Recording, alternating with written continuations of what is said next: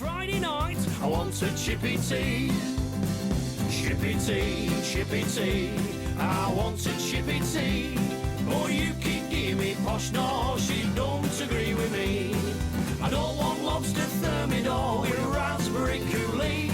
It's Friday night, I'm within me rights, I want a Chippy Tea. If seems of you are, I'll have a kind of blue moon. Blue moon. Blue moon. We got So, oh, we're both on little tinnies. Sol, little tinny, yeah. It's like we're both on holiday. Yeah. Oh, Right, we're ready? Yeah, go for it. 69. Right. Not a proposition. That's the episode title. Number. Right, here we go. Hold on tight, you suicide riders. Welcome to episode 69 of Chippy Tea Podcast. What is the Chippy Tea Podcast? It is a chance, an opportunity to catch up as we have a video call between me, Tony P at Pound Print, and Dandy, Flipping Sweet Pinko. Cheeky Wink. As we discuss what we've been doing this week, what's been happening, what we've been playing about with, what we've been up to for the past week or so. So, to start with, I'm on holiday. They can go, I can't do with them. Easy, yellow. I thought I was talking to an FBI agent, but it's just Tony. No, just me. So, I'm in Mexico on holiday, doing nothing except drinking beer and in the sunshine. And Danny's in Brid, so it's close. Yeah. Costa del Brid, Costa del Mexico. There you go. Costa del Same Brid. thing. So we'll kick it right open this week, as we normally do. What's that been up to, Daniel? Do you know what, Tony? Let's not go down that route, because I feel like let's dedicate this episode to the Long Beach show and have a bit of a catch up. And honestly, let's cut the bullshit. I just want to know all the dirty, juicy gossip. Who had a fight? Who got stupidly pissed? Which manufacturers were throwing shade at each other? I don't really care if there's any fancy new technology. Let's just get down to the dirty shit. Well, that list goes on and on. Exactly. It's time to expose the whole industry. I hope that it's not even a secret. They all hate each other. No. And then once a year they get together, smile, and shake each other's hands and go out for a beer with each other. So 3 days, was it 3 days? 3 days. It feels like about a month ago. It's only 2 days ago. Yeah, Long Beach is America's premium show, really. It's not the biggest. I think Princeton United is probably the biggest. But where's that one? It's definitely close. I think that one is Las Vegas. Oh, yeah. Now, that would be a good one, wouldn't it? Yeah. You want to get yourself working that one? I think I'm booked. But you never know. Anything can change. It was a really good show. Really busy. One of the busiest I've been to since I've been doing this show since 2019. So if you take COVID away, when things just weren't normal, then this is the busiest I've seen it. It was... Sometimes shows are busy, but they're busy with wrong people. I once did a show somewhere in Germany, and it was just full of people just coming in to get warm. None of them knew what it was, and can you do me a red medium in that? No. Security guard ended up stealing all t-shirts from Ender Dryer. But this one was full of people that that wanted to know more, wanted to buy. I'm sure they sold a lot of presses. It feels like we sold a lot. Sold the one that was there. That's going to Las Vegas. It's getting installed now. And then when I'm done here, I'm going over there. But I once heard from a YouTuber that trade shows don't sell presses no more. Well, that one did. I think we sold about 6, I would say. Wow. Nothing to shake a stick at. Whatever word is. Shake a stick at.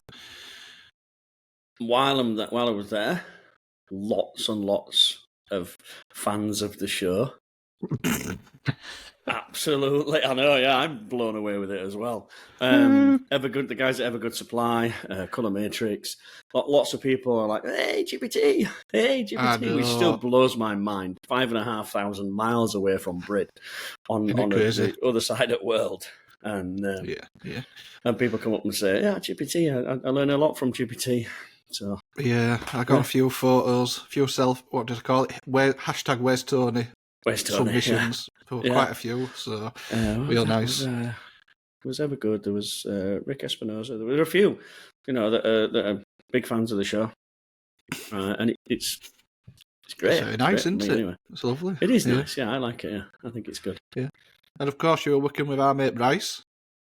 Oh, what ace! Mike and Bryce are ace. So that's the first time they've done a trade show. So they would. We've done a seminar down at Florida with them, but they made all the screens. They did all the artwork, did the steps. Bryce did all the separations himself. Wow. And then we basically ran the job at the show with Mike and Bryce. And another guy called Peter Benway from BSP Apparel. He was a place I visited up in New York Right. last month. 2 months ago, we did a seminar at his place and invited him down to come and help us as well on the press. Many hands make that work. That's very. I like that. Typically, when you do these shows, you sort of pull in from here, there, and everywhere. You've got, you try to get some artwork of somebody, getting John to sep it. You try to get the ink in, you try to get the shirts for the job. But it sounds like Bryce has done quite a full-on role and artwork, seps, everything. Even made the screens. That's awesome. But just spending time with Bryce zeroed and the press team as well. No way. He zeroed when you zero the press out, he does it a little bit different. What did you go for? I know, because I'm just a spare part, really. You want to watch out. Bryce will be having your job. He is, yeah, definitely. No, if you talk to him, he probably won't ever do another one. It's hard work. It's harder than you think. It is hard work. How many hours a day do you do? Like how long is a day? Wednesday and Thursday, the day didn't finish till about 8 o'clock at night. Friday, you start at like 8 o'clock and you don't finish. Because the show finishes at 5, but then you've got to do bits and pieces, and then you go and meet suppliers, and then you go and have dinner somewhere, and then by the time you've done, it's like 1 o'clock in the morning, and you're staggering to bed, and you do it all again next day. Yeah. I mean, do the screen entertaining? Yeah. But, God, it sounds like my worst nightmare. End of the day, the screens are stripped of ink and cleaned and ready to jump back on next day. If it's water-based, yeah. When the show I did in Belgium, which was water-based, every day, 10 screens washed out and cleaned and making sure it meshed and drying and stuff. That's hard work. Yeah. But, did you bring sets for each day, just in case? We had one spare set of screens for each design. We ran 4 designs. We changed the designs every day. So 4 changeovers and setups every day. God. A lot of the inks were similar colours. So squeegees weren't a big issue. We just changed the squeegees out. Yeah. And we took a spare set of squeegees and flood bars. So we had an extra set. So we had a 12-14 press. So we had a 12 colour press, and we took 24 squeegees and flood bars. That allowed us to change out a green for a grey, and not have to clean that squeegee, just rest it in the screen, put it in the rack. Yeah. And then when it came time, average setup time, we're about 2 minutes a screen. So within 6 to 8 minutes, we got one job off and another job on, running. 6 to 8 minutes, that's outrageous. And was it the SB5000 or was it a S-Type? Nope. S-Type Extreme 12-14. Wow. Yeah, 14-12. It's probably the most popular one, and it's a compact as well. So it fits in the same footprint space as a 10 colour. But you get an extra 2 colours. Oh, that's good. I like that. Yeah. Yeah, it is. It's really good. Some guys in the UK were the first one to get it. Signal UK They were the first ones to get the compact, because where he is, his mezzanine's been held up by 4 metal legs. These metal legs form a circle of exactly 5 metres. And he wanted the 12 colour, and we couldn't get the 12 colour in. So we're actually going to buy a green machine. He wasn't going to buy another blue one because it wouldn't fit. We needed those extra colours. Yeah. So we worked around the problem and said, look, if we cut a little bit off here and a little bit off here, we might be able to squeeze one in between those immovable posts. It was impossible to move the posts. Yeah. And from then on, the compact was born. It was like, this is all right. No way. Yeah. So that's interesting that MHM have reacted to a customer's need and then launched it as its own line. Yeah, Signal UK in the UK. Because I think Aunt Bryce got a compact. Yeah, he's got one now. Yeah. It's the sort of the machine of choice if you're a little bit limited on space. Only one downside, which I thought would be horrible, and it's the it only takes 23 by 31 screens. Oh, now you say about those, but so does my machine technically. Yeah, the X-Type does. Yeah. Right. So in the compact, you can chuck 34 in. No, but you can on mine. Can you? Yeah, I hope so. I just bought some. To get an 18-inch print. Oh, but you can't get them side by side. Oh, you can't. No, but it can be... Because the back touches, so you can have one screen empty, one screen empty, one screen. Oh, I didn't know that. Oh, that's an issue. That caused me an issue. So I've just ordered a set of... Right, we're going on a tangent now, aren't we? But we're on it, we might as well. Yeah. I've just ordered a set of 6 screens at my standard size, but an extra 3-inch, so 34 long. Right, okay. 34, yes. I'm talking about the 25 by 36, which is the other standard size screen. 36. Oh, yeah, sorry, no. Right, 34 so will go in, yeah. So on a compact, you could get the custom size screen at 34. Right, all right. Well, that's all you need, surely. You don't need more than an 18-inch print. Over here, that's the popular size of screen, and I didn't think it would be. Mm. I thought they want bigger, but apparently 23 by 31 is pretty much the standard now. So, I'm not sure what. I'm sure every shop's different, but surely an 18-inch tall print is considered oversized anyway. Much more, or is that now standard? It's sort of standard. People don't have big pallets. The MHM have a really long, sort of 800mm long pallet. And that's unheard of. People don't normally do that. No. It's normally a smaller one. Yeah. So, before I went on a tangent, so you have 4 different designs, lots of swap overs. So there were... Passes me back, please. 25... so we had 4 different designs, 6 colour, 7 colour, 5 colour, 4 colour, I think. All wet and wet. We had 3 flashes, so we were okay. It sort of worked without messing too much. It was good art, well done. So we didn't have too many issues at all. When you're at these trade shows, give me 2 seconds. Yeah, go on then. I'll have a swig of the old in me case. The Blue Moon. If you want to sponsor us, like a square light. Blue Moon. Yeah. Oh, that's awfully bad. Do you need something else? Power. Yeah. I think it'd be charged.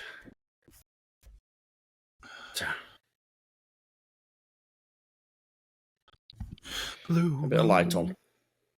Put big light on. There you go. Oh, that's made such a difference, Tony. Shut up, you dick. Can't believe you've gone to all that effort for that. Hey, God. Happy face is dark. That's just because you've got a tan. Yeah. That's what I want to show off. I want to show me tan off. All right, fair enough.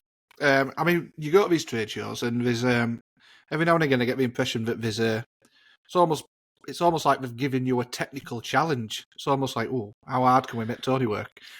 But really, there should just be an emphasis on demonstrating the machines and what the machines does. So swap overs, the smoothness of the action of the pallets, etc., etc. This So is to the overcomplicate the it whole with point. 12 colour wet on wet, it's just unnecessary, isn't it? This is the whole point. At the end of the day, nobody gives a monkey about the shirt you print. It's very rare that a printer will take home a shirt that he sees at a trade show. Because Yeah, let's face it, they do better jobs. we've got enough shirts, haven't we? And most of them have got sponsors on. Now, in this one, we actually didn't put any sponsors on it. I don't know whether we should. I don't know if it was a mistake or not, but we didn't have any sponsors on. So some people were taking it because it said Long Beach on it. But it were an exercise in showing what the machine will do, like you said. What happens, right? So the show runs Friday, Saturday, Sunday. Yeah. Everybody turns up Monday, starts building presses. Don't forget, Rock had like 9 presses on there. M&R had 6 with digital squeegees, all with dryers. Anatole's got a 2 full setup. Everybody's got a press, and they've all got to be built, and they've all got to be taken down, and all that shit. It's a marvel to watch it, especially when it comes down. It all comes down in about half a day, but it takes about 3 days to build everything up. And once a press is built, the printers will come in, they'll set everything, do some test prints, make sure it's absolutely fine, and lock everything down. And the machine that we were on, the MHM, the beauty is we can stick a job in live. We can take a screen out live. When you've got a job on press, right, and then some numpty comes along and unclips your base and wanders around with your base and shows you it, and then clips it back in again and then continues printing, and it doesn't move reg. Even the most seasoned printers are like, oh, yeah, that's can you do that? Yeah. Yeah. Even if that breaks, I've got a spare white over here. I'll just put this in, and this will be in exactly the same place, even if it's a base. And we know, sort of, with utmost confidence that that's going to work. The reason being, well, if I just say Bryce, that's probably it. But he did the art. So Bryce's pre-reg. It's got it. Yeah, it's Bryce's pre-reg. He did the art, so I know that he's used the right template. He made the screens on the CTS. I think he used a Delphic, not a Spider. And so I know, because I've been in his shop, this is normal for him. Yeah. He put a job in one press, took it out, put in another press, took it out, put in another press, and every time it were in reg. Same job.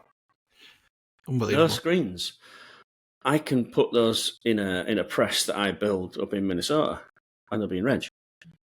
The machine's getting taken apart, every bolt taken apart, shipped across to Las Vegas, rebuilt, and I'll be there on Wednesday, and I'll reset it. We'll put a job in. Bang, done.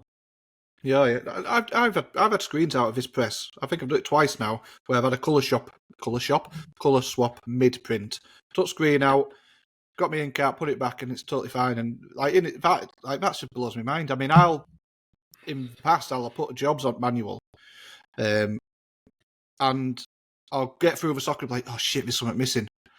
Rather than take them all off and re-register them the day after, I'll just put off printing for the day because I don't want to touch it. Once that's set up, I'm like, I don't even look at it funny. To be able that's to. the same as every manufacturer that were there. They might take 3 or 4 hours to make sure that the job that they were running was perfect, and they all were. But heaven forbid, a salesman comes up and takes a screen out. Jesus. Yeah. I were encouraging our salesman to come and take a screen out of there. Take that pallet off. Let's just swap that out now in front of everybody. That is a selling point on its own. It's like massive because you're not seeing it. From my limited research, you're not seeing that level of the ability to do that. You're not seeing it to that extent. There are systems that have sort of tried to adopt pins and stuff like that. And There's Trilock. Rock runs a pin system. They have a pin system. But they've only got 2 at the front. They don't have anything at the back. So it's free floating at the back. So it can go like that a little bit. But isn't it to do with the way the screens clamp? Like, so if I imagine on a manual, when you clamp it, even if it's airlock, that twists. There's just enough room. There's just enough room in that movement for it to shimmy Just if it jump wants a little to. bit. Yeah. Yeah. Whereas this MHM, I'm not entirely sure how it works. I should do. I've got one, but it just seems to be solid. Yeah, I guess It's because squashes it's it. that way. It's squashing the screen against a constant block. Yeah. So, that front bit doesn't move. So it just... I guess it always squashes into centre, no matter what. If you were to design a press from scratch, that's how you'd hold the screen. I don't know why others don't adapt it. It must be more expensive or difficult to do. I don't know. But, if you were going to think of it, right, okay, we need a way to hold this screen so that it never moves. How about we push it against an immovable object? Okay, yeah, let's do that. Rather than trying to squash it, clamp it down. Yeah, logically it makes so much more sense. Anyway, before I turn this into an MHM sales pitch. Sponsored by. But if you are in the market for an MHM in the UK, get in touch with MHM Direct GB UK Limited, and let me tell you, they will hook you guys up. But apart from that, so obviously, I'm a little bit jealous. You got to knock about with Bryce for a bit. Post Don't go show, drinking. do you go out for a couple of beers? With Bryce and Mike. That's exactly what I was going to say. Do you go for a few beers afterwards? Plenty of social time? Don't go drinking with him. No. Bryce likes is an his animal. vodka, doesn't he? Was it vodka? He does, yeah. Or whiskey? He does. He likes his vodka. He don't mess about. No. Twisted up a few times, but yeah, it's trade shows. Part of it, I guess. Yeah. I mean, it must. Yeah, I mean, it gets you through it. It was a good show. Almost. I noticed it was a good show when I got back. So when I left the show, And you I was couldn't remember any of it. No, I'm picking up my Instagram and I hardly posted. Yeah, I just didn't so post busy. a lot at all because I was just so busy. It was just like non-stop. I'd look and I normally get a chance to walk the floor and go around, and usually we hook up and do a shot. Yeah. Cargo or denim. Just didn't get a chance. No, we didn't. We don't get. I didn't get a chance. No, I did see a lot of. I didn't see much that blew me mind. Em and I have a passport. So have you seen the passport? Yeah, we've seen that a couple of times. It Haven't takes we? shirts off the press. It's an Still the unloader. same old passport, not changed. It's the same one that's been around for ages. But on the other press, they had a camera hooked up. And the camera... So what you do is the camera's hooked up above the takeoff pallet. Yeah. And on your first print that you think's good, you take a picture. Then everyone that comes round, because it lands in exactly the same place, If it sees takes a a difference. picture and highlights what it thinks is different. I like that. That's good technology. I really like it. I don't think it's there. I don't think it's finished yet, but it's the start of what could be automation. See, Yeah. if you're familiar with any other kind of printing, like flat stock, paper and board, POS, material handling, the presenting of the goods to be printed and the removing of the goods that have been printed have been automated for such a long time now. Because usually the thing that we're printing is uniform. It stays the same. It's a thin piece of card. It's rigid. It has sharp edges. Yeah. And so we've got some point of contact in where to put it.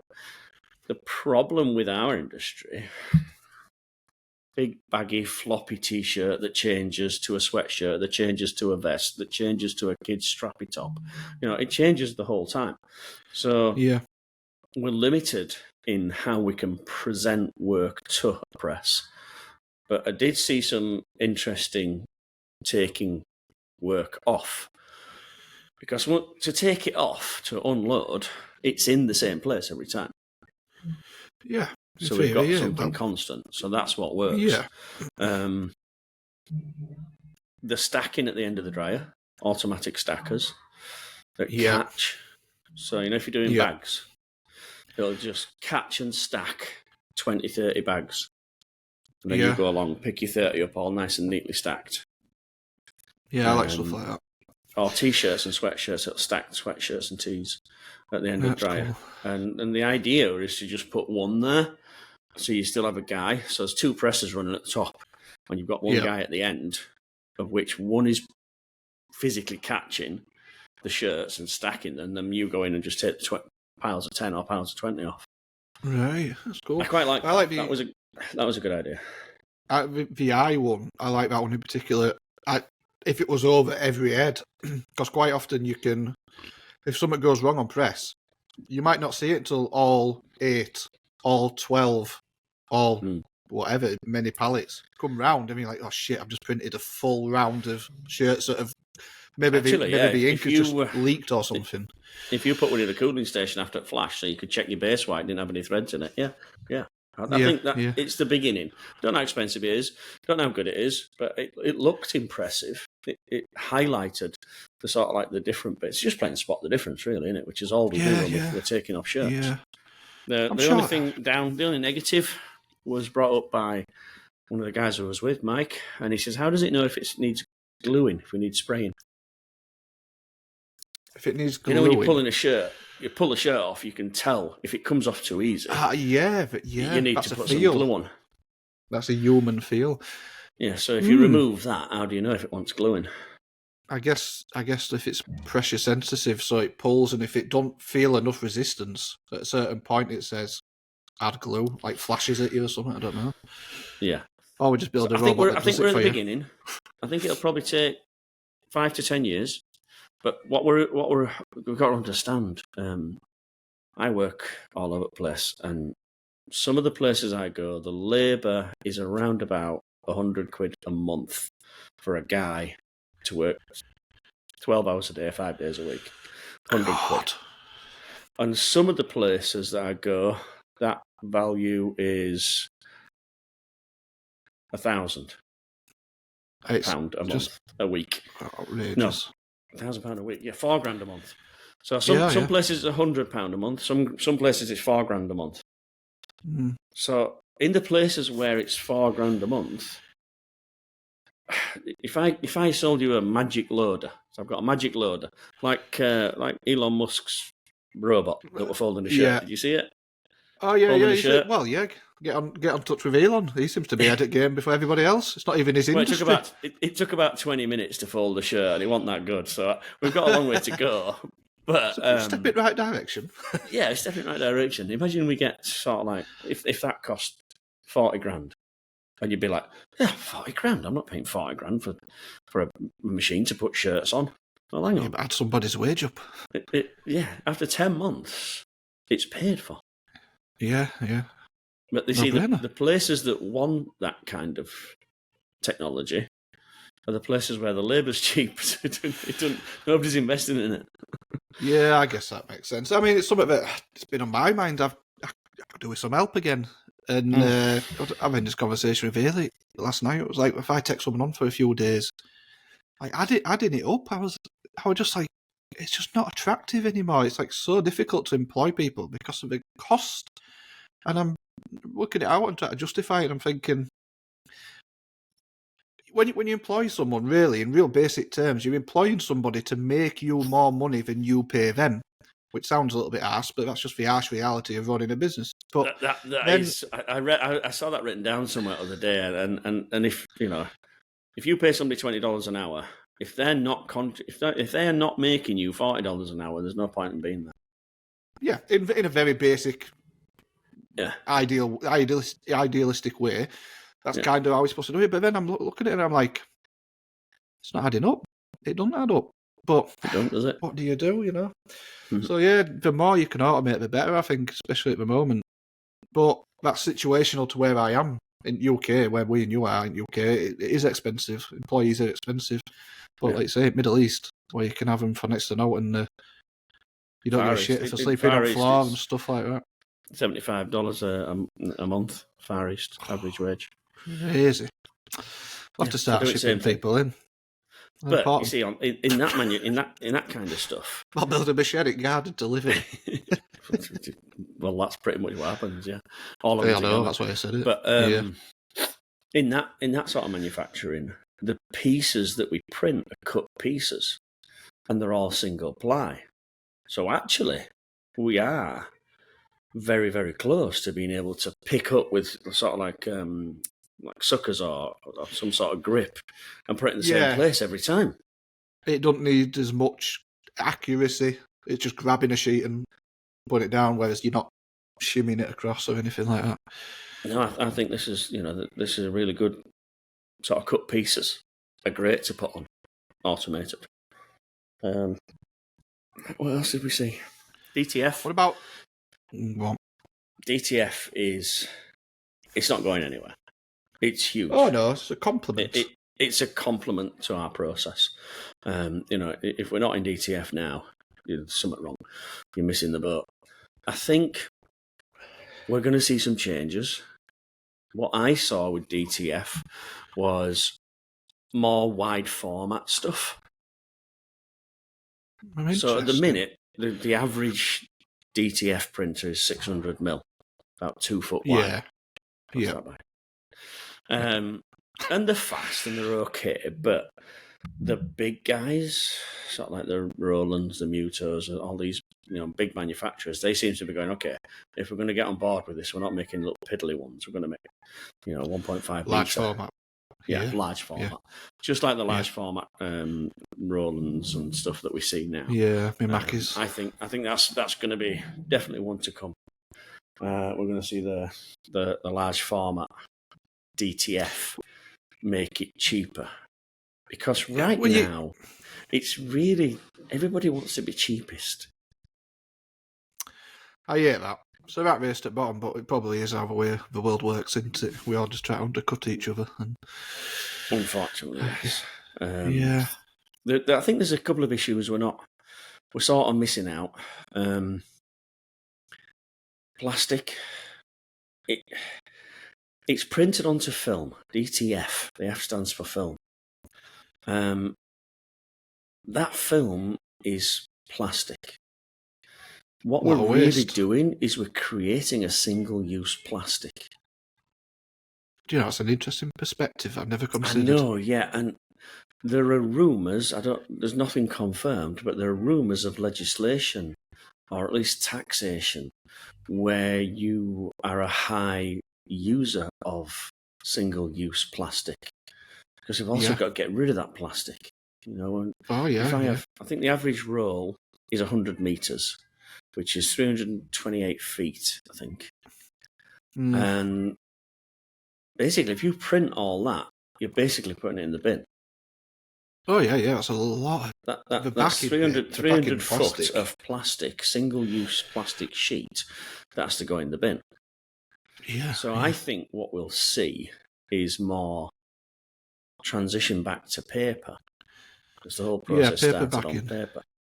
The only thing that we don't like about paper is we can't see where we're putting it. Yeah, that's true. You do have your parchment paper style that's a little bit more translucent, but whether that'll hold the image, well, I guess it needs to be developed really. But yeah, I mean, if I think back to me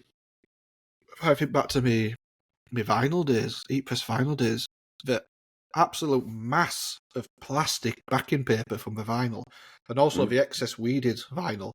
We had like full blown massive industrial bins, wheelie bins outside. We had 2 of them, big massive metal things, just full, and we were filling them up every week, just full of weeded vinyl and waste. The backing paper. Yeah. That's a lot of waste. That's going to the tree huggers and the hippies and the dolphin saviors. They're not going to be happy about that, are they? We were with Ricardo from Acoscraft. He had a carousel DTF heat press. So he had a carousel heat press on our stand. I've seen carousel heat presses, but I've never seen one combined with a DTF. Right, it didn't print. It was just a press. All right, you just put the DTF on and it presses. Yeah. And that were like 400 an hour presses. Yeah. So, nothing wrong with that at all. You know what I mean? Can't be good shit. No. Put lasers on it so you know where you're going. Place it on 3 heat presses. Yeah. So it was a 6-3. All 6 right. pallets. Right. 6 pallets, 3 heat presses. Right. So what that means is you can sort of, within 5-second press to hold, move it along, gets another 5 seconds, move it along, gets another 5 seconds. So 15-second press in 5. Yeah. So I quite like that. That was a good thing. Yeah, that's cool. I've seen a few people with those. I think those are catching on. Who am I thinking of? Maybe. Maybe cutting tomorrow. Cutting the DTF. Cutters? So it comes out on a film. So you've got a film full of badges. Yeah. And then you have to sit with a pair of scissors and cut each badge out. Does it not do print a bit, cut, print a bit, cut? No, these are not print and cut. None of these DTFs are print and cut. Because that there's seems no like backing, so it would cut it all the way out. So they're just printers. That's why they're so cheap. They're just CMYK printers. That's all they are. Oh, yeah, very inkjet based. With the white. Yeah. Yeah. Yeah. So the full line I've seen was like a wide format, getting printed, dipping through the powder. There's some printing the glue instead of applying the powder, but the feel's a bit off on those at the minute. Right. Going through the powder for adhesive, and then going through a dryer, coming out the dryer, going onto a cutting belt. So like a plotter. But visual. Right. So you've almost got your registration marks, everything like It's just optical to the design. All right, that's cool. That's cool. Optical to the design. I know back in my day, the vinyls, you'd sort of put your own little registration marks. I mean, it'd have a laser that'd scan it and then it'd plot it. And every now and again, it'd just twist off. Yeah. It was a bit of a pain to use. But if it's like optical to the actual design, I used to use a quite laser cool. one like that. We used to print the little dots in between the designs, and it'd read the dots and it'd cope for any skewing, any twisting. Yeah. If it were per design rather than just a whole gang sheet. So that was interesting. Quite liked the look of those. There are lots of rumours about emulsion changing. So, In what way? one of the things things, dirty gossip, aren't we? yeah, definitely. Yeah. Imagine a 3D printer, but it printed emulsion. I know where you're going with this, I think. But it wasn't light sensitive emulsion. It spat out, let's call it liquid plastic, or whatever you want to call it. Almost like a screen, wax. like a screen blocker. And so it prints the emulsion, a bit like the GoPro Pro, or what is it called, the GoPro Pro? Yeah. I remember. So Well, I don't. Yeah, of course. We used to. Yeah. Anyway, yeah. That takes like a mesh and prints it. Yeah. I've seen it. It's Does it do it in reverse? So it's not printing the image; it's printing the outside. Printing the block, basically, and whatever you're blocking. Yeah. That seemed if we sort of like if we gave that to Elon Musk and said, right, yeah, see what you can do with that. You basically have a mesh and then 3D print the bits that you don't want. And then you don't need light, you don't need chemicals, you don't need anything. And that would, then you'd get your stencil thickness. Yeah, because you how could. many microns to lay down. Yeah, you could like calibrate that. That's cool. I like the idea of that. I quite like that. There was another idea floating about that printed the mesh. So in one design, so if you have a design like this one, this area here would be a 43, and then within that, this area here would be a 120, all in the same screen. Wow. Because you would print the mesh. I know, yeah. Within the same colour, you could have like the tonal area be on a set mesh and the bottom area be on another set mesh, but in the only one screen. If you could print the mesh, 3D print the mesh and the blocker at the same time. Wow. God, that's going deep. I mean, you get some... if you could do that, like you get some pretty good results out of it. I saw this concept and I thought, are we trying to reinvent the wheel here? And here's another question as well. Here's another look at it. Is it necessary? We're printing t-shirts at the end of the day. If we're printing pound notes, maybe. And printing t-shirts with a screen, it works. Oh, I did meet a company, and I apologise, I've forgotten the name. And they said they've just made the switch and to reclaiming with a knife. Do you know? Yeah, I can. I mean, if you can get the price right, Well, I guess. they reckon if we say it in dollars, they reckon a re-stretched frame picked up and delivered back to them is around about $50. Yeah, So that's the cost per screen used. yeah, So use it once, have it stretched, emulsion it up,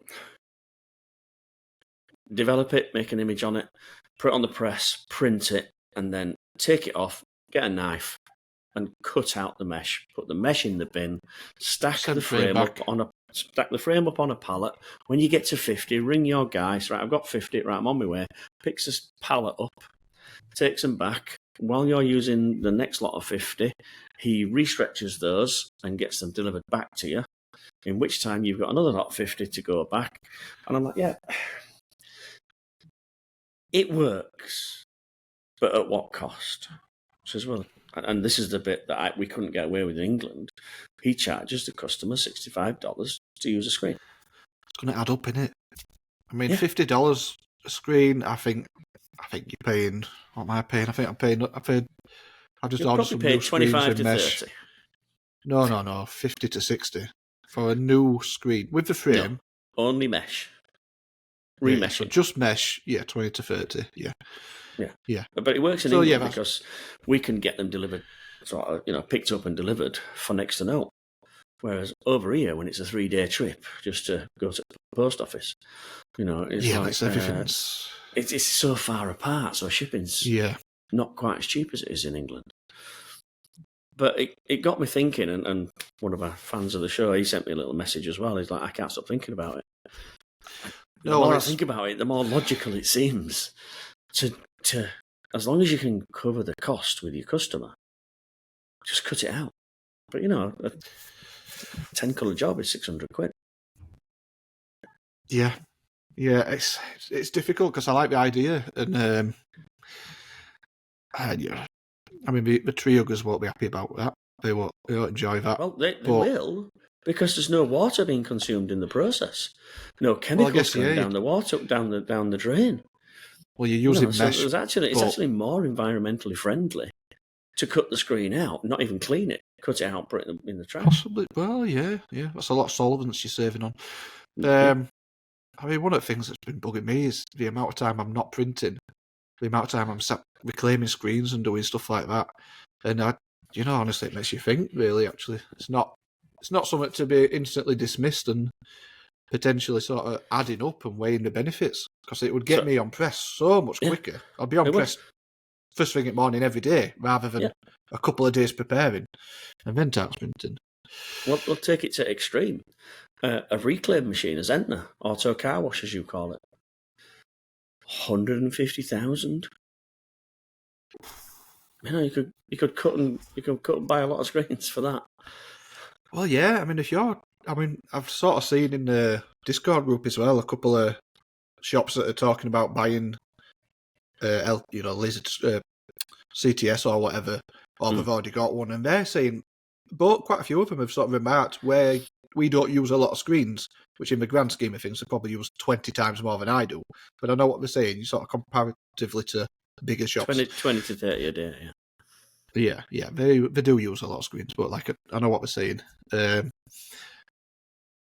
It sort of, does it add up if you're paying all that? Unless you're getting a used laser, something to weigh up and calculate and think about. Well, I'd like to see in this country a setup who make screens and that's all they do, pre-exposed, etc. And the screen's stood up on your doorstep, and then you send them back, and they come back, and they send them back, come back. But when I say that, I mean a high level. People use automation. I don't mean a couple of birds in garage power washing screens and flogging them on eBay.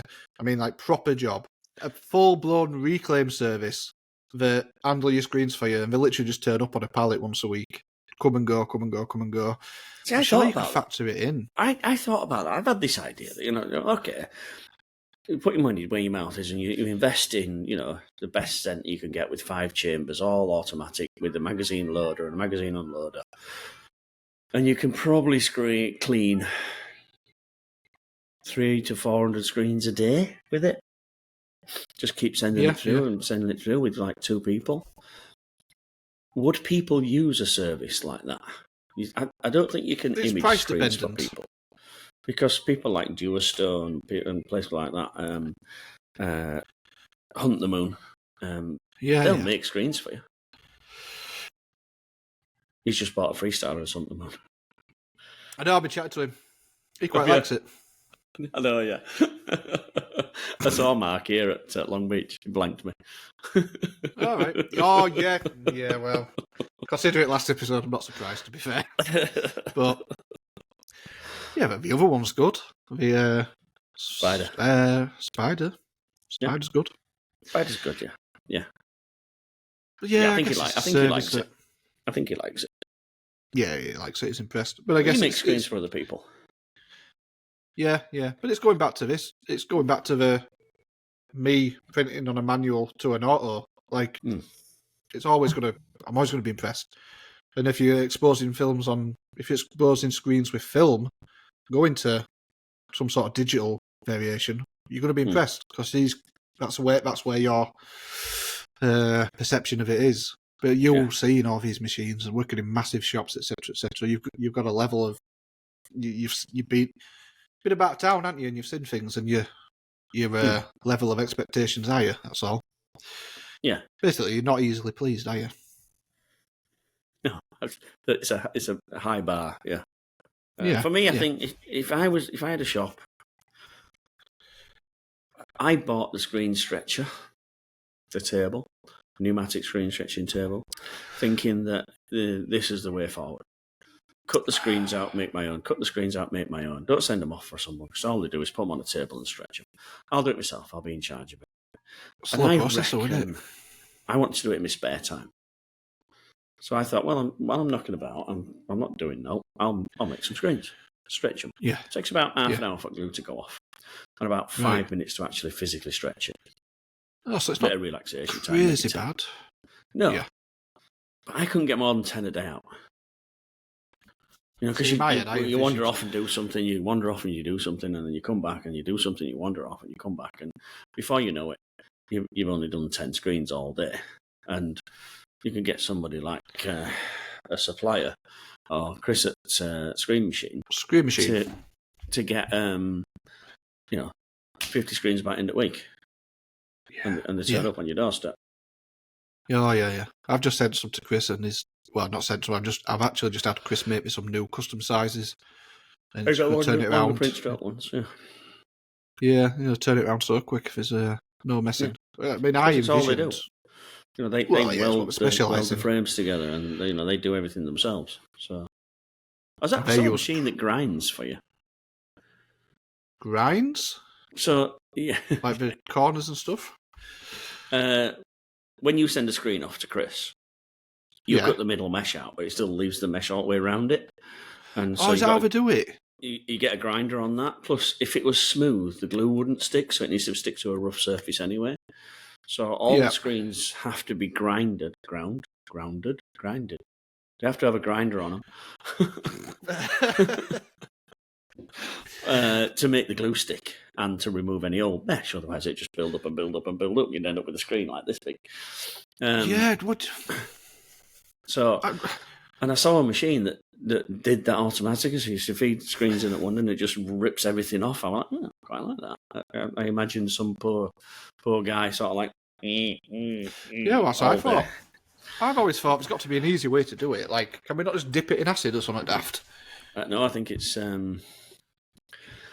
just a grinder. Because I often send frames out and I'll have to clean them, and it's a right time-consuming. I can't speak today. It's very time-consuming. Have another one of them. Takes a lot of time, doesn't it? Takes a lot of time. I would have to. Takes a lot of time, so I just thought, dip it. I'll go for a quick way. I had my first complaint about printing on an auto yesterday. And So do you know when you're Press printing? marks. Yeah. I knew straight away. It's so common. And I've tried everything. Yeah. So really, less pressure, less pressure, less pressure, less pressure, less pressure. Yeah, Rounding well, the edges, rounding the edges of the squeegees. But we do all that anyway. Do Yeah, you but round your the edges of the squeegees. squeegee? Yeah, I do, but it's still sort of. It must overlap the palette anyway. It's slightly longer than a palette, isn't it? So it That's doesn't the really key. matter. The key is for it to not overlap the palette. I So need if you to check do, that. we normally get it on sleeves. When people But then you don't get buy it there. people don't buy sleeve squeegees. No. And they don't cut a squeegee down. So No, you probably would recommend that, though. So you can buy squeegees, sleeve squeegees, and the Right. sleeve squeegees that I've seen are just slightly shorter than the palette, Palette. Yeah. but they're expensive. That's a lot of money, isn't it, for a set of squeegee? I mean, it depends if you're doing sleeves or if you're doing sleeves often, I suppose. Well, a better thing is to cut a piece of rubber and put it in, and then tape up the edges so you don't get glued out middle. Yeah. You know, like we do when we cut away for a polo placket. Yeah. Or Yes, is it? same thing. Yeah, Yeah. I guess so. I mean, the obvious answer is pressure. First thing I sort of thought of, but pressure I sort of try to minimise it anyway. I'm still getting a little bit of it. Shows up on more on certain colour shirts, and I sort of explained to him that Navy. sort of part of the process. Black and navy, yeah, everyone wore black and navy. Ironically, Earth Positive t-shirt. So It's me that complained. yeah. I mean, first thing I thought would obviously back the pressure off. Use tape on the underside of the screen where it is just a sort of Tape almost a can cushion. make it worse. Well, I've done a job today and it seemed a little bit better, but maybe I'm wrong. If anything, we need to tape cloth underneath it. Ah, yeah, t-shirt. Oh, God, that's getting hard work, isn't it? Yeah. There's not many solutions. One that I know works is spray bottle with full of water at the top of the dryer. So when you take the shirt off, spray down each side and just agitate it in. What happens, and if you put a tiny, tiny bit of fabric conditioner in there as well, what that does is it relaxes the fibres and it turns to steam in the dryer, so you're basically steaming it out. Basically steaming it. Yeah, well, I mean, the answer, I actually told her as well. I said, look, I mean, basically, I'm reprinting them. But I did say to her, it's look, a laundry, it'll process come a out little in laundry. bit. Yeah, that's exactly what I said. I said, look, it's not a permanent thing. It'll be gone first time you wear it. And I said, you could even steam it out if you wanted to. And then I started thinking, well, am I going to have to get a steamer and start steaming every shirt before they go? Starts making the process really, hard. So every piece of embroidery that's ever been done gets steamed before it leaves the factory. It does, yeah. Because of that pressure mark, that hoop burn, or whatever you want to call it. And we've got the same thing. We're using heat and pressure, and there will be a mark. Did you get the V, the neck? It was a V, yeah, the V on the neck. The bit on the side was not too bad. You have to pull your pallets all the way out and load further on. So you like to load there. Yeah. So but you would have still got it. If this lip... No, because you can start your squeegees further down then, so you just get a straight line here. So your squeegees don't touch the V. That's fair. Yeah, but I don't want to mess with it now. I've got it set. I quite like the little spray bottle idea. Cotton stuck underneath. I've had cotton sprayed and stuck on the screens. Like spray tack. I've had tape, Teflon tape. I've had Teflon tape under screens as well. You get self-adhesive. You can get self-adhesive Teflon tape. You can? Teflon, remind me. PTFE. Teflon's all right, like the stuff what you use put on on heat heat presses. Yeah, when you put a Teflon sheet down when you do heat It's press. quite smooth, though, isn't it? Polytetrafluoroethylene. Mm, PTFE. what it springs to mind is, so do you remember vinyl flock? Yes. If you could get a self-adhesive flock, not a heat press, and just put a strip where it's a problem, Yeah, because that's like a felty material. Yeah. I wonder if you can get a material out of a tape like that. Probably not, because I can't see how it'd work, but yeah. I don't know, but let's mix them and market it as Chippy Tea press mark eliminator. We'll call it mark eliminator. Yeah. So it must be a problem that a lot of people have run into, and I guess every single printer has this problem. There are so many different hacks to try and get rid of it, but at the end of the day, we are printing using heat and pressure, and what you're seeing is a pressure mark. So I guess we've got to minimise it. Yeah, we've got to try and minimise it as much as possible by rounding the edge of the squeegees off, not having too much off contact, minimum pressure, minimum travel, softer blades, as soft as we can get away with, and moving the position of the print so that we are loading half on and loading fully on. So the V's up here. I mean, the board is called with neck because it's supposed to poke out here. When those seams are level with the front V, it's not twisted. Yeah. I'll have to look into it and try and improve. It's just part of the learning process, isn't it? You're constantly trying to make things better. I don't really want to go down the route of having to steam every t-shirt before it goes out the door. It's a bit over the top. It's a nice thing to do. You know what? I'd love to do it, but I don't make enough money to justify it. And if I started charging more for the full-blown out-of-the-door retail... Well, you could charge a retail surplus, retail presentation. I thought of that. And put that in your terms and go, it's this standard price if you want retail presentation, or sometimes we'd get it if the shirts were going direct to a show. I famously did some O2 shirts, and they were at an exhibition. And so, number one, it was deadline. They had to be there. We had to deliver to the NEC, and it's a nightmare delivering to NEC if you don't have a contact name and which hall and which stand number they're on. Obviously, because it's just this huge place, and they don't take deliveries of anything that's got security as well.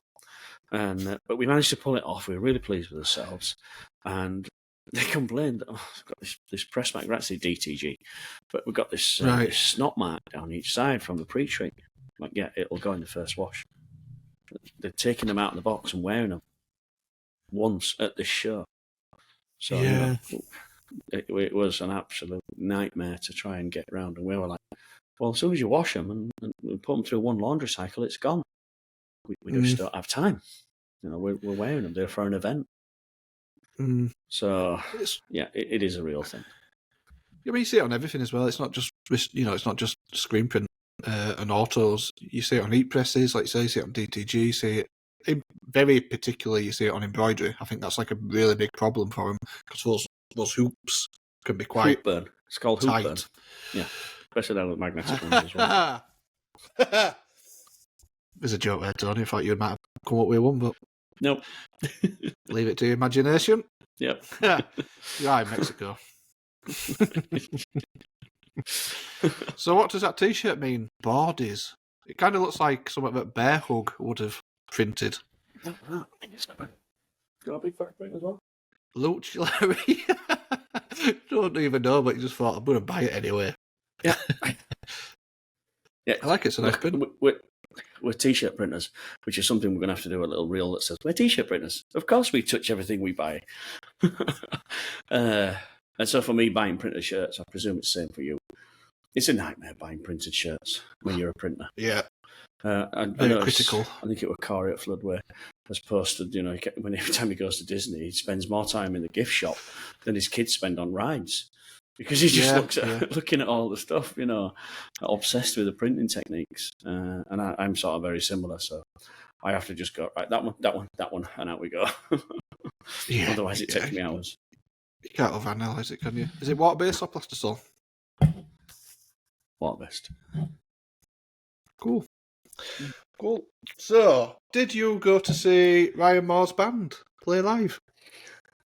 No, I missed it. Did you miss it? I had another engagement. It absolutely wazzed it down here, which is Oh, it did, right. which is English for it rained a little.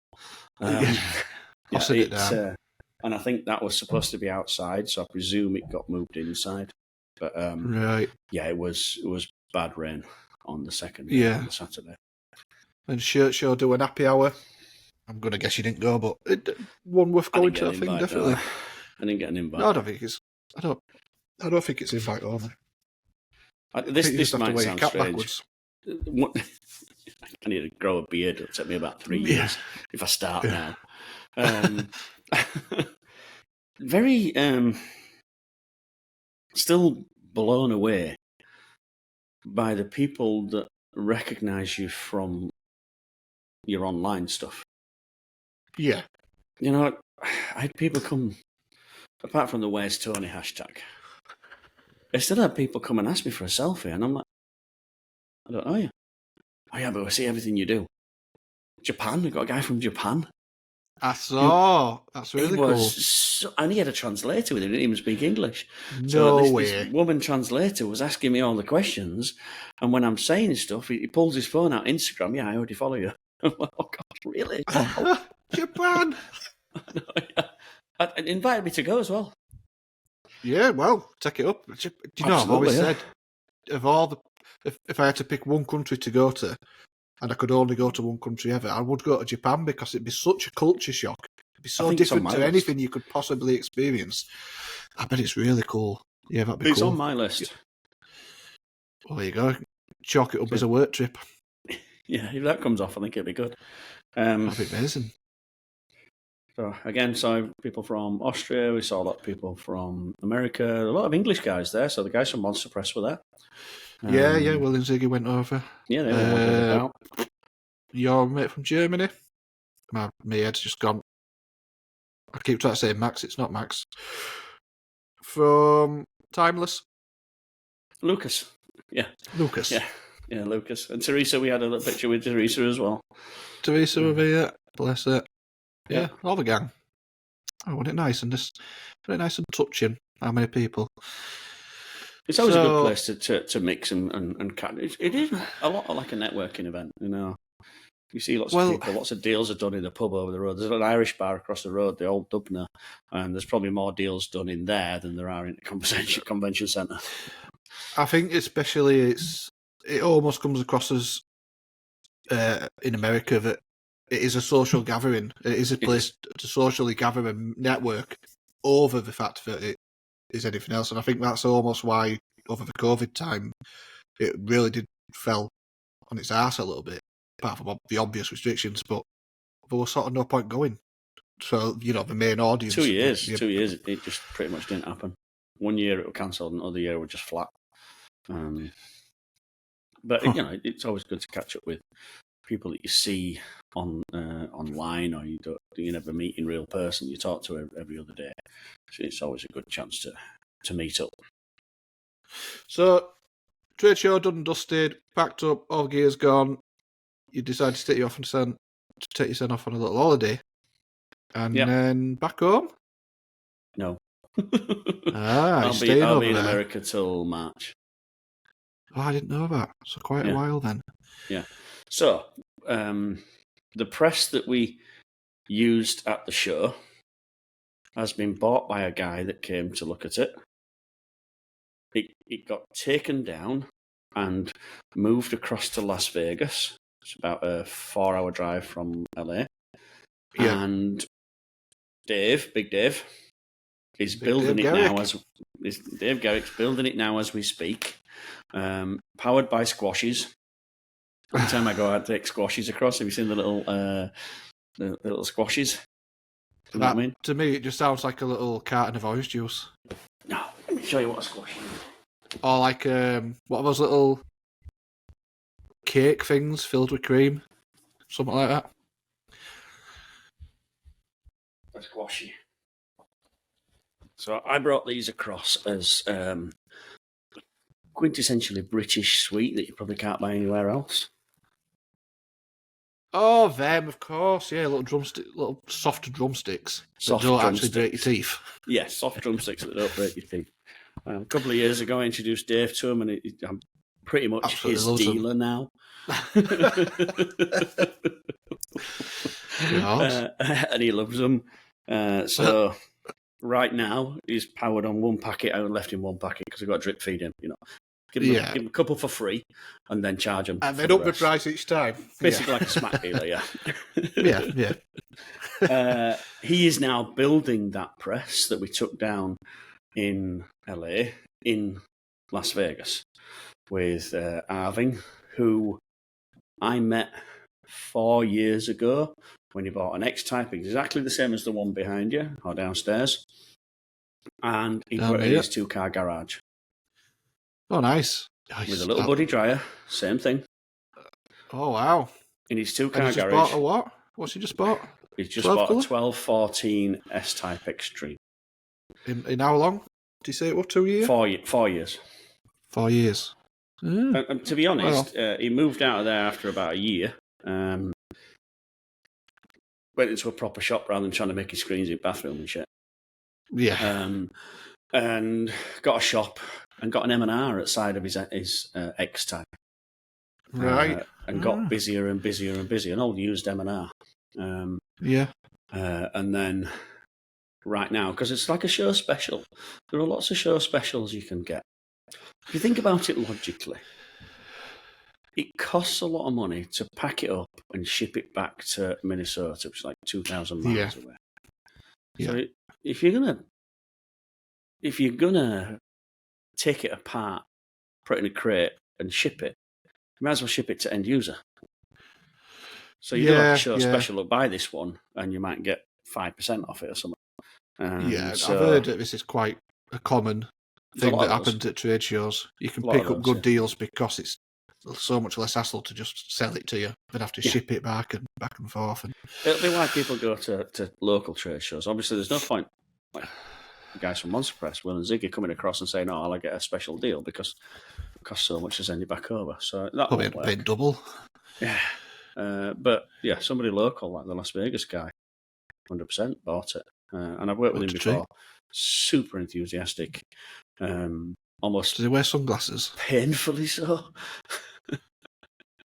We just describe him as just a big guy. He's like 6 foot, 5 foot round. He's just a big guy. But what a guy! Really nice. Yeah, I went to his house and we did a Thanksgiving turkey, Mexican style, which is basically outside in a half steel drum filled with oil, heated up. Oh, they like dip it in and drop it in, and you're like, that's going to be horrible. Oh no, it was unreal. The best thing I've ever tasted. Wow, it was unreal, and it cooked in about 30 minutes. I'm like, I'm going to get food poisoning and die, but I've got to be polite and eat this. I'm like, is there any more? Yeah, I bet. It was absolutely fantastic food. So you don't have to live the dream, you. So you're not visiting anybody in Mexico. It's purely an holiday, and then you'll be moving back into just a holiday somewhere in America. So I fly back on Tuesday, and then Wednesday in Las Vegas. 2 days in Las Vegas, and then up to Denver. I'll be in Denver again, working for Denver Pintos? 2-3 days, and then from there, I think I'm on the northeast coast. So bear in mind, it's like 22 degrees in Los Angeles, and it's minus 25 up in northeast. So, God. Yeah. You know what we've just bloody gone through then. I won't have my shorts on, put it that way. No, I bet. We just had a bit of snow. About -2, -3. Yeah, it was just Brit. It was really weird. It's not nice. I drove up to Hull and it was like clear as out, so I don't mind a little bit. That's because Nope settled in Hull. No, don't blame it. Yeah, so that all sounds fantastic. I think that wraps up Long Beach. Tony's Travels, Long Not Beach. quite. In There a was one nutshell. more. Oh, actually, there's something else I need to ask you as well. Go on. Double squeegee. Oh, you twat. That's what I'm going to ask you. That was the most important point on my list, to be fair. I'm very interested in this. I forgot all about it until I think it were the guys at Evergood. I think it was. Yeah. And I said, come back, I'll be testing it. And they came back, and I'm like, thought you were going. Where is it? Yeah, you were going to test that squeegee. Oh, damn, I forgot. So I stuck it in really quickly and did, I don't know, about 6 or 7 prints with it. Mm. Initial verdict, yes. Good? Yeah. Initial verdict is yeah. It's got some downsides. I would say it's perfect for water-based, and I haven't tried it for water-based. So There's something that sticks out to me as an issue. Aquaflex. Or question. V3. By the way, she's not going for it. It's I not know. going to be. It's not going to be V3. It is It's not definitely takeover, has it? self-leveling. It is not V3. I got told nope, it's not going to be V3. No. So self-leveling white from Magna. Yeah. The big M. The big M. I think it's going to be fantastic for that. I used it on Plastisol. Didn't use it for long enough. Didn't use it to its full extent. It looked like it was going to be a bitch to clean. It has 3 threaded knobs, is all I can think of, which adjust the height of one of the blades. So if you change your angle, obviously if you're printing like that, you have to compensate it. If you print like that, you're going to have to change the angle of the second blade. Yeah. So so that's going to get caked in ink. Yeah, they look like it'd be horrible to clean with Plastisol. So I purposefully didn't get it blathered in Rutland Premier LB white, which we're using, because I think I'd have spent hours trying to clean it out of those. But I remember back in ITMA in Milan, if you remember, we had a bit of a debut from the owner, Beppe, from Quaglia, and from Virus. He said it's covered in it's powder coated in like a Teflon, like a non-stick. So for Plastisol, instead of cleaning it with solvent, you could put it down the dryer. That's right. Now I remember. So I did. Did you try it? Did it work? Did it melt it? Did it blow up? It did cure it, and it did wipe clean off without solvent. Yes. But is that good for blade? Oh, you take it out and you slide the blade out and clean the blade separate. Right. So I did it. That threaded knob is plastic, so that would have to be changed, and I would change that to a T-bar, metal T-bar. So you could just thumb tighten it, almost like a wing nut, if you like. If I'm going to use it for Plastisol. I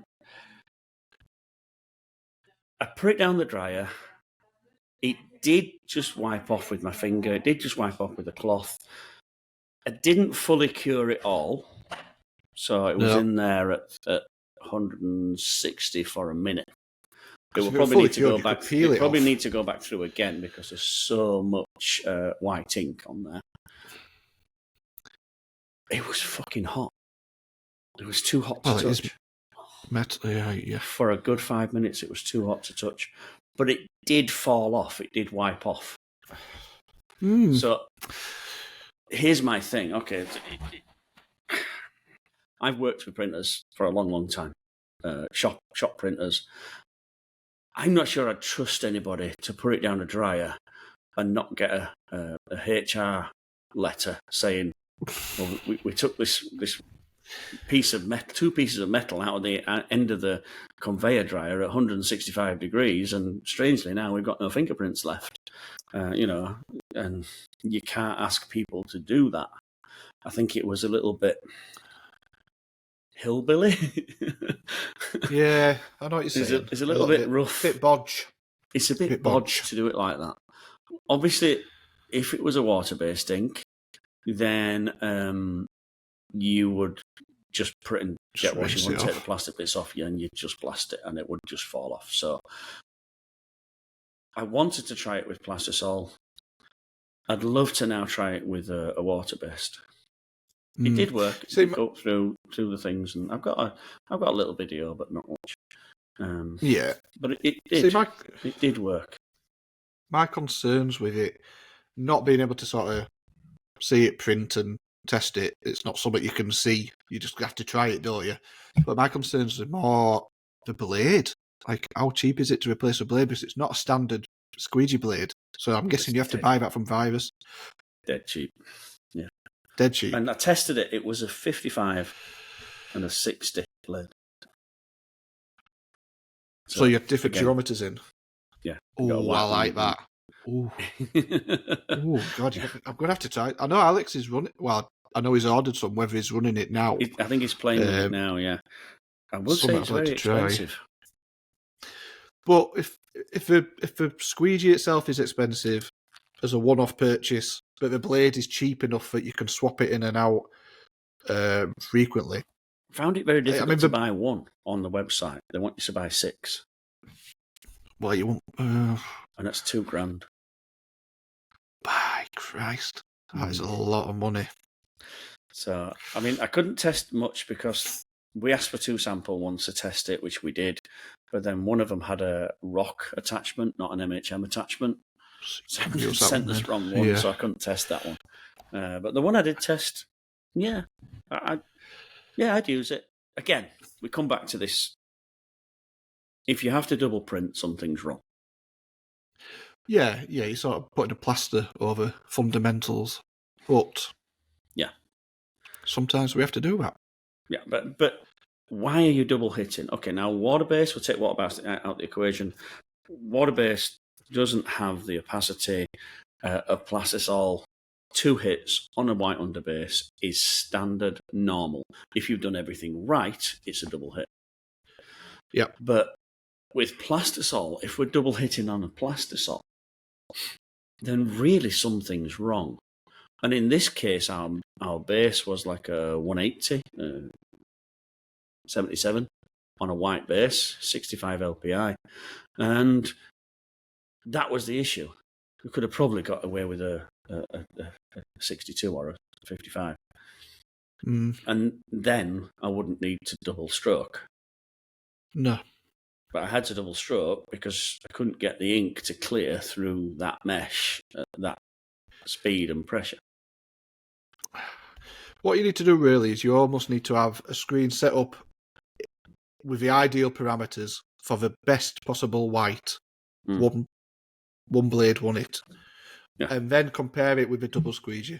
Because there's no point starting off on wrong foot and comparing the double squeegee to that. Because it's not a true reading, it's not a fair comparison. You want to be getting your parameters right geometer, right angle, right blade, right speed and pressure. So and it was brighter than the double hit that we did to start with. So it was brighter. I'd like to try it, but I didn't tell you at price anyway. Now I'm like, look, I could be wrong. I'd have to check that out. But from what I could see, the price on the website was, I think, $2,000 for 6. I honestly think I didn't want to go on too much about it because I don't think I gave it a fair run. No, still. You know what I mean? I don't think it was a fair assessment. Still in the air. Yeah. Still to be decided. I'd like to have a go. You see, in my circumstances, I know what we're talking about. You shouldn't really need to double it, but I ain't got all the tools to get away with that. I can't have two white screens really, because it's got to come back round anyway. So it's sort of no point, you know. I don't have the option to print the base and then print a top colour, a top white. So having that double bladed squeegee might be a tool that benefits me. It just adds that extra bit of, just adds to my toolbox. I mean, you know it exists, don't you? The badass squeegee or the double squeegee, whatever it's called. It does actually exist. But comes with its limitations. That has no feed in the middle. So this is 2 blades with a feed in the middle. If you use a normal just 2 blades, the second blade is starved of ink. If we use one that feeds the second blade, then that works a lot better. Yeah. I don't know if I can show you. Do you want me to show you the video? Yeah, if you like. See if I can have a look. Sure.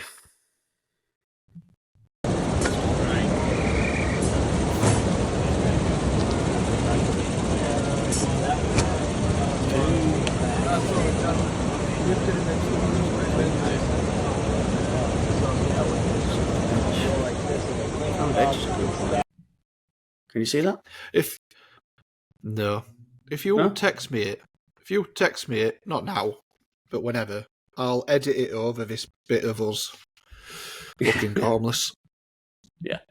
So there it is, like that. Look, you can see as the presentation that Danny's putting up now. In this little box here. Edit that in. I'll edit it in. I'll edit it in for you. It coming out the end of the dryer. You can see it coming out the end of the dryer and how hot it is. And then we've just got a picture of just the squeegee in action. So, well, we'll see. Looks interesting. It's got potential, I think. I think it's got potential over its I think it needs to be cheaper and easier to clean. They're my points. Yeah. Right, so let's call it a day. Let's wrap it up until you are back off your jollies, and we'll reconvene next week, and I'll tell you what I've been doing. I know, yeah, that's all about me. No, well, I wanted to go over Long Beach, and see what to give that its own episode, really, because I think that's only fair. It's an interesting enough topic. It was good. It was a very, very good show. Very optimistic, full of positive people wanting to buy, and it was great to catch up and meet the people that you see online all the time. And, if you did see me, I apologise if I was busy and blanked you. Yeah. Even saw Dave Roper over there. I had a good old natter with Dave. Yeah, I had a good old natter with Dave. He didn't tell me off or anything, so he must not listen. I'm going to say. No, he's a good guy, it's Dave. I've got lots of time for Dave. I've known Dave for over 20 years. So.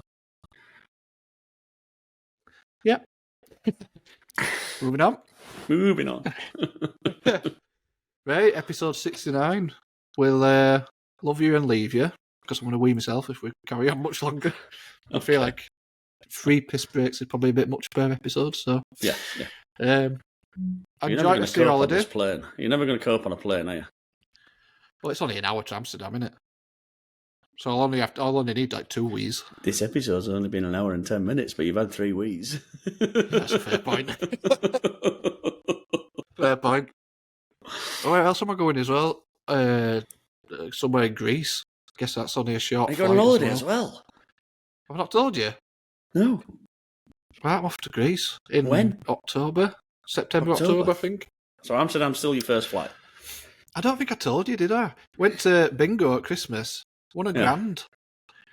Check you out. Won a grand at bingo. The very last line of the very last game. Oh, we won jackpot, and it was a grand.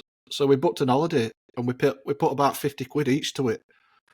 And, so we're off to Greece in October, September. So all my entire life I've never been abroad, and it's all just coming at once. I know, yeah. Well, hopefully, fingers crossed, I'll be at Vesper Amsterdam in March. Yeah. I think. So we're going for. I think what I'm doing is coming back from America. I've got a week's work in Belgium, and then straight after that, I'm into Amsterdam for Vesper. All right, yeah, that's cool. We're going to do a couple of days. One day dedicated to eating just whatever we can find around Amsterdam. Apart from that horrible fish thing that they have with onions on. I'm not touching that crap. It's like a local delicacy. If you go on YouTube and look at foods to eat in Amsterdam, it pops up on It's every mainly single video. mushrooms. It looks like... Yeah. We do some chocolate yeah. with mushrooms in. Yeah, I'm in a date show, so that'll be good. I'm Awesome. going to take my little camera, get some Chippy Tea footage Okay. as best Super. I can. So you have been listening to Tony P from Palm Print, and Dave, flip a seat. All best. join us next time as we talk aimlessly for at least an hour about things that are slightly screen print related. And if you are interested in that sort of thing, if that floats your boat, then give us a like, give us a follow, give us a subscribe, make a comment, do anything to wake up the algorithm and try and make us insta-famous so we don't have to work for a living anymore. That'd be good. But until then, I want a all that Chippy remains to be Tea. said is Chippy Tea. I'll I'll say jump in Civvy, all right. I want a Chippy Tea. Oh, you can give me posh, no, she don't agree with me. I don't want lobster thermidor with raspberry coulis. It's Friday night, I'm within me rights. I want a Chippy Tea.